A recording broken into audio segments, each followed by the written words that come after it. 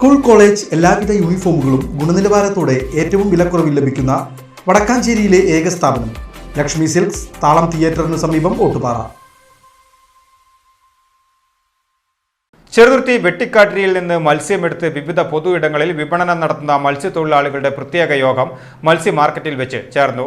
തൊഴിലാളികളുടെ ക്ഷേമവും മാർക്കറ്റിലെ പ്രവർത്തനങ്ങളും മെച്ചപ്പെടുത്തുന്നതിനായി യോഗത്തിൽ പുതിയ ഭാരവാഹികളെ തെരഞ്ഞെടുത്തു.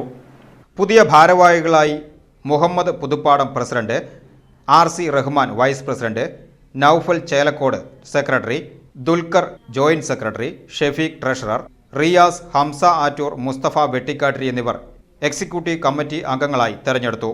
മത്സ്യവിപണന രംഗത്തെ പ്രധാന പ്രശ്നങ്ങളും തൊഴിലാളികളുടെ ആവശ്യങ്ങളും യോഗത്തിൽ വിശദമായി ചർച്ച ചെയ്തു. മാർക്കറ്റ് സമയം വൈകിട്ട് 4 മണി വരെയായി ക്രമീകരിക്കണം. ബോക്സുകളിൽ 25 കിലോ മീൻ കൃത്യമായി നിറച്ചു നൽകണം. അളവിൽ കുറവുണ്ടെങ്കിൽ അതനുസരിച്ചുള്ള തുക മാത്രമേ ഈടാക്കാവൂ. തൊഴിലാളികളോട് മാന്യമായി പെരുമാറണമെന്നും അസഭ്യവർഷവും മോശം പെരുമാറ്റങ്ങളും പൂർണ്ണമായും അവസാനിപ്പിക്കണമെന്നും യോഗം ആവശ്യപ്പെട്ടു.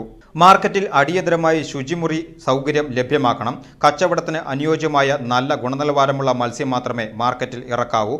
തൊഴിലാളികളുടെ അവകാശങ്ങൾ സംരക്ഷിക്കുന്നതിനും മാർക്കറ്റിന്റെ പ്രവർത്തനം കൂടുതൽ സുതാര്യവും ജനകീയമാക്കുന്നതിനും എല്ലാവരുടെയും സഹകരണം ഭാരവാഹികൾ അഭ്യർത്ഥിച്ചു.